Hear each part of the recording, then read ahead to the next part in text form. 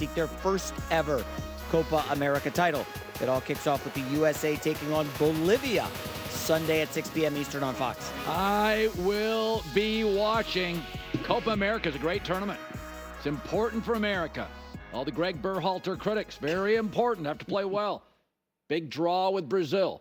So, I was thinking about this. Brandon Aiyuk is a very talented wide receiver for San Francisco. I think he's a brilliant player.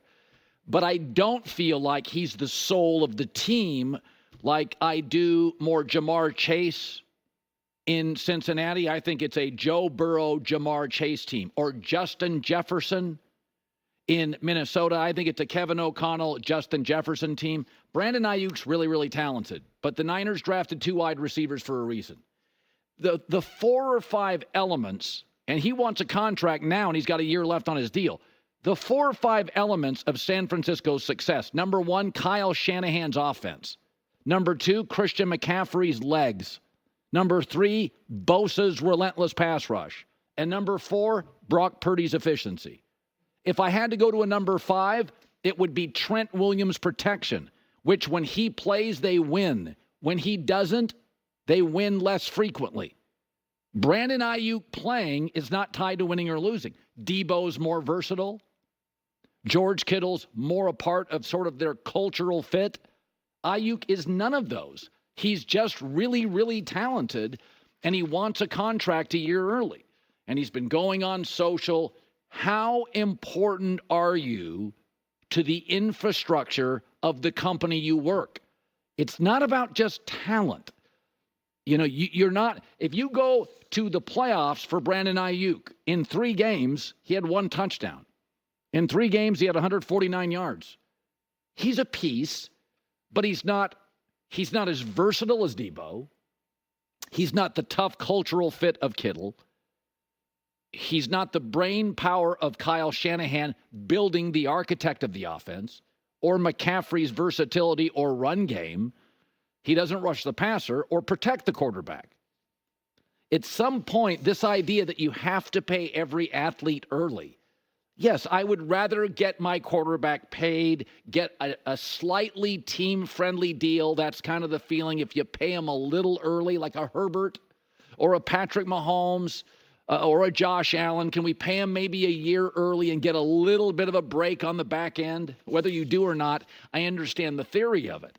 But the one position in the NFL that just ask yourself, for your star player, is he vital? Is he the soul of the team? I think Jamar Chase and Burrow are the Bengals. I think the coach is good but could be replaced if they found another smart offensive guy, and I like Zach Taylor. The edge rusher's good, but again, you could find edge rushers.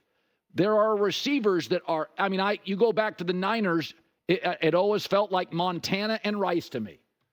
That's what it always felt like. Brady, it didn't feel that way as much. It felt like Belichick's defensive brain power and Brady's efficiency.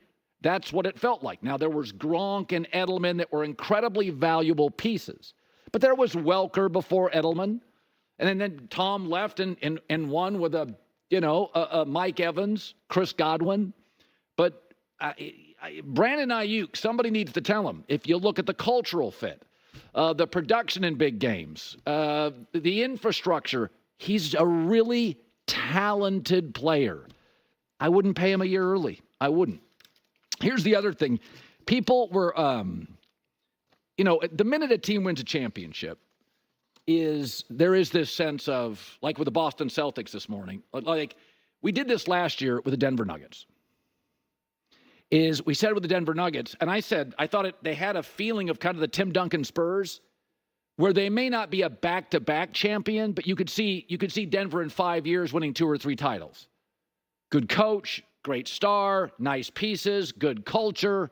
Denver even this year looked like they had a chance to go to the finals, and then they blew a 20-point lead in Game 7 against Minnesota, right? So it didn't work out.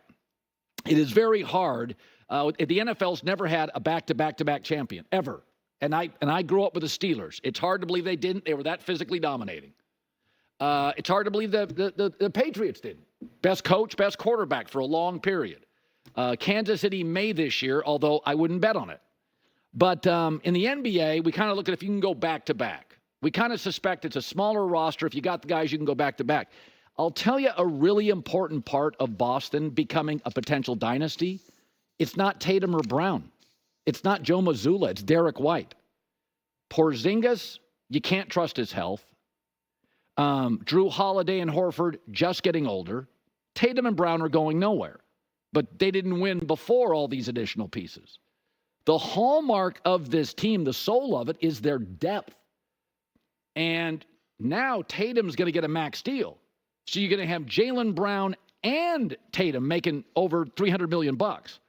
So the league is trying to spread out the talent. They're trying to make it very difficult to be able to re-sign a Derek White if you're the Celtics. The league does not want you to do that. They do not want you to be able to win a championship and re-sign a guy as your fourth best player when he would be a 2 everywhere else in the league. They don't want that. The league has created a CBA. It kicks into gear with the apron. They do not want the Celtics, and not specifically, but generally, they don't want a team like the Celtics to be able to re-sign Derek White, who's a terrific player. Second team All-NBA. He's a veteran guy that was overlooked in high school, in college. He's been overlooked his whole career. He is a tremendous player, 29, about to be 30. Again, a 40% three-point shooter, second team All-NBA defense, incredibly coachable and functional. The league would rather he not be able to stay in Boston, especially after you've paid Tatum and Brown $300 large. The league is trying to get out of that business. But if Derek White takes a little less and stays, and I get if he doesn't. He's got the ring now, right? Like, once you get the ring, he's maybe thinking, I was overlooked in high school, in college. I was overlooked in San Antonio. I'm not doing this. But I will say, if he re-signed Porzingis, he's getting surgery. You don't know what you're getting. Horford, Holiday are getting older. I like them. They're getting older. Tatum and Brown, they couldn't win when those two were together for years. Derek White's the issue. If he re-signs, then you're looking at a Boston team that could win 3 titles in 5 or 6 years. And to me, that qualifies as a dynasty. But I mean, he led the Celtics this year in plus minus. Not Tatum, not Brown, Derek White. So it's going to be fascinating. My guess is if somebody like an Orlando or somebody, maybe a San Antonio would come back. Who knows? If somebody offered him the bag, I can understand a kid who's been overlooked his entire life saying, I'm going to take the money. But the league would prefer that Derek White in those type of situations went elsewhere so they spread the talent out.